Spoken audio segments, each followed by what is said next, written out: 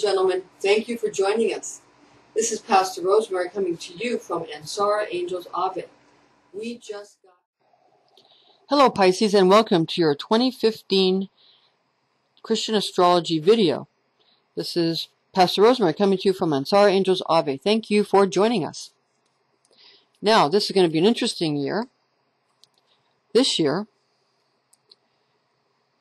we want to just cue you up that you have two ruling planets, Pisces. Your ancient ruling planet of the 7 ancient planets from the Egyptian pantheon is Jupiter. And in your more modern times, the other planet that rules over you is Neptune. And Neptune makes you an angel because Neptune has some faint rings around it. So planets with rings around it sort of have a halo effect, like Saturn and Neptune and Uranus. Okay. Now, Jupiter is going to transit out of 2014's retrograde situation to go direct in 2015 on April the 8th. That's April the 8th of 2015. Jupiter once again goes direct. And it goes direct into Leo. And what that's going to do is it's going to cause both the father, the benevolent father, who's Jupiter, and the sun that rules Leo, it's going to cause them to get together and have a positive, productive situation. There's been a situation where they're a little bit at odds with each other, with Jupiter being retrograde in 2014, that they cannot come together. But that will change as of April 8th of 2015, again, when Jupiter ingresses direct into Leo, April 8th, 2015. Now, at this time, travel will become easier, better, and less problematic for both Leos and also for Pisces. Also Sagittarius, because Sagittarius is ruled by Jupiter in the day, and Pisces is ruled by Jupiter in the night. That's because Pisces is a water sign and feminine, and Sagittarius is a fire sign and masculine. So obviously fire rules the day and water rules the night. Just like earth signs are water and air signs are considered masculine. So fire and air masculine, water and earth considered feminine. So that's how these things work out.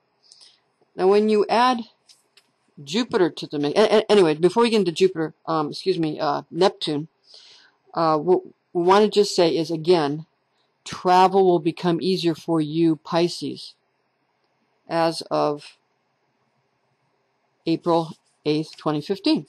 Otherwise, there's some mishaps. Now, from annoyance to maybe things you really should try to avoid. But just try to avoid travel if you can, or plan it very well, and keep it down to a low roar, again, until April 8th, 2015. Now, Neptune, again, it has a halo around it, like some rings, rules Pisces, and it transits retrograde on starting June the 11th of 2015. Now, what's this going to cause? Well, it transits retrograde into Pisces again on June 11th, 2015, and until November 18th, 2015, when it goes direct. still Pisces. So this is all Pisces, Pisces, Pisces, all having to do with you. Neptune rules Pisces. We're talking about it's having to do with your belief systems, your deep belief systems, and what you feel you should do with your divine tone, I believe, which is something you need to know. Well, you pretty much know what you believe in. But what you want to know is how to analyze what you believe in, because the sign opposite you on the Christian horoscope wheel is Virgo, which is I analyze, and that's what you aspire to. You know how to believe. Just like Virgos aspire to believe what to believe in, they know exactly how to analyze. They do it naturally. So you're aspiring to analyze what you believe, to figure out God's plan for your life. Now, when Neptune, which rules that, transits retrograde on June 11, 2015, that retrograde situation plus the Christian Kabbalah gematria of 29, which exalts the death of logic in favor of deep prophetic abilities, healing, miracles, gurus, and spiritual types gaining increased followings. You'll see more of this, kind of like it was in the 80s. Art and music become good businesses at that time, and good outlets and good for investment. So, because you'll feel the need for that deep spiritual belief, to express the deep spiritual belief you have and analyze your place in it. But see, as soon as you start to analyze, you lose the feeling in the heart and the high heart and the throat chakra. What you want to do is go ahead and learn when Neptune goes retrograde, and then go ahead and begin to teach again when Neptune goes direct in Pisces, 11 on November 18, 2015. That's November 18, 2015. Again, this process begins when you want to start to learn on June 11, 2015, and then you want to start to teach or give your insights on November 18th, 2015. This is when Neptune will begin to go retrograde and direct into Pisces, respectively. So this all it's interesting. All this is very focused on you, and the various religions represent various signs of the zodiac. For example, the Catholic Church represents Pisces, or peace.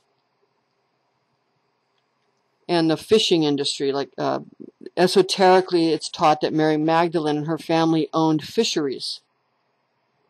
And Jesus wanted to make people fishers of men.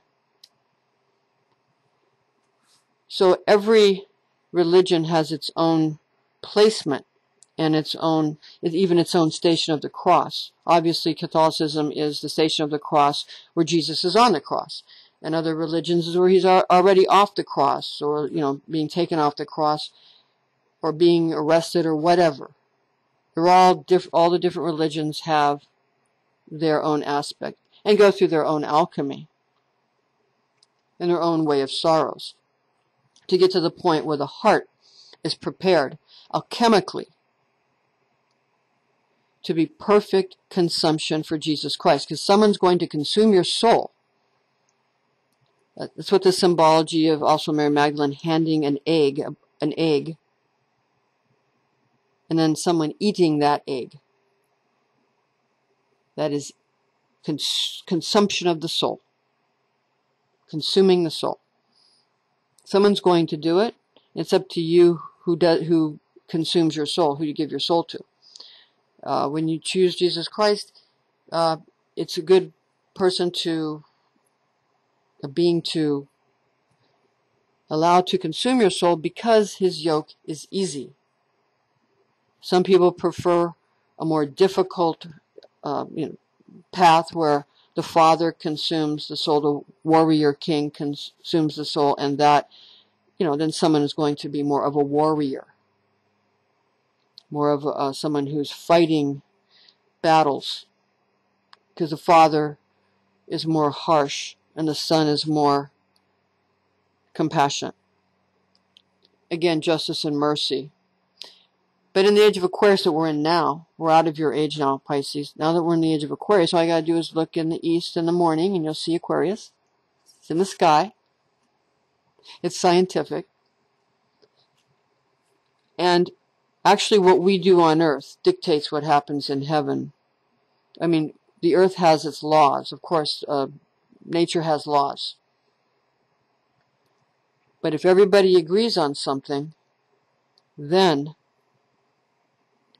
those laws are changed. Okay. This is your 2015 year. God separates the sheep from the goats. Presentation from Ansar Angels Ave and Pastor Rosemary. You have a wonderful 2015, and thank you for joining us.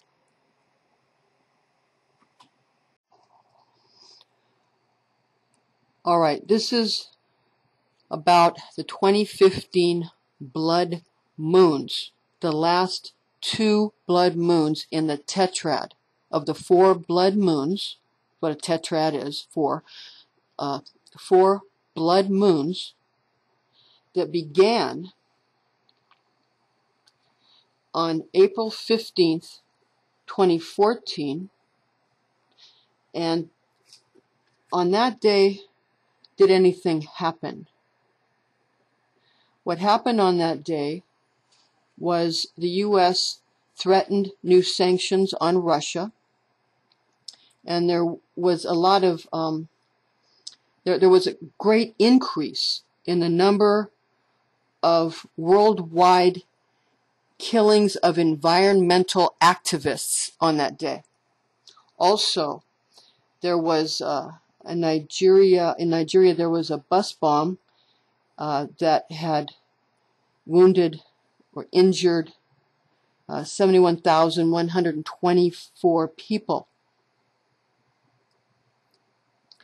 So these you can see what kind of things start to, and things kind of accelerate, and it adds on. Yeah. Now, on October 8th, 2014, that blood moon, there was an Ebola scare where the passenger got sick on a flight out of Dallas. It was kind of the beginning of this Ebola thing. And also on that day, the CDC issued a checklist on how to respond to Ebola patients. Also on that day, FBI posted a clip on their website of ISIS. They posted an ISIS video on the FBI website. So that's what happened. Now, the 4/15/14 blood moon, that was Passover, and October 8th, 2014, that was Sukkot. If you look at the Hebrew calendars, they also fall on Islamic holy days. See, because Islamic and Hebrew calendars are more based on, they're kind of lunar, they're based on the motions of the moon, yeah? Whereas other religions are more based on the sun and other planets as well. They're all very complicated, but everybody has their own thing. And some religions, they do have rituals and feast days, but they're hidden or they become esoteric. Because if you pay attention, there are rituals on, there was a ritual on that day that the Catholic Church held, but they don't announce it. And it's simply a day of prayer. It's very, anyway. All right.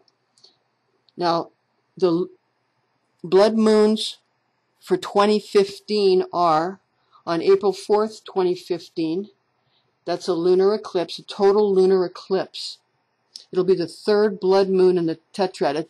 This hasn't happened since the Six-Day War in 1967, these kind of blood moons.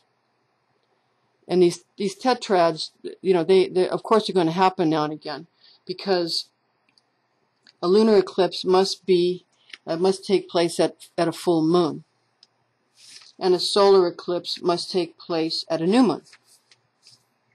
So, the total lunar eclipse will be visible, this blood moon, on April 4th, 2015. It'll be visible in Asia, Australia, the Pacific, and the Americas, and it'll last for 3 hours and 29 minutes. And the eclipse will be total for 5 minutes. The fourth one in this tetrad will be on September 28, 2015, and it'll be visible in Australia, Pacific, the Americas, with a duration of 3 hours and 20 minutes, and the eclipse will be total for 1 hour and 12 minutes. So that'll be, again, the fourth blood moon in this tetrad. Now, the moon rules over the sign of Cancer. Cancer, the crab, or in the ancient Egyptian system, the scarab, the beetle that is known for resurrection, to die and then be resurrected. And it also represents, Holy Mother Mary. But there's a lot of various mythology associated with these things, no matter what religion or pantheon you're studying. And just because something's mythology, we're not saying it's not true. We're just talking about different cultures' pantheons. That's all. So these blood moons are obviously doing something, of course. But remember, Christ did say that whatever you hold true on earth, I will hold true in heaven. So what we do on earth does matter. We can move the heavens by our behavior. We behave well, and what's already going on is going to be moved into a positive way of expression. If we do things poorly and in a negative outlook, then when these things occur in the heavens, it's going to have a negative effect. So everybody needs to just do the best they can to be as positive as they can, so these things have a positive effect rather than a negative effect. Okay. Thank you. This is the end of the blood moon portion of this presentation.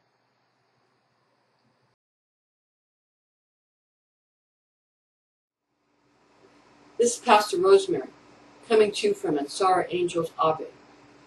Thank you for joining us. We'll see you soon.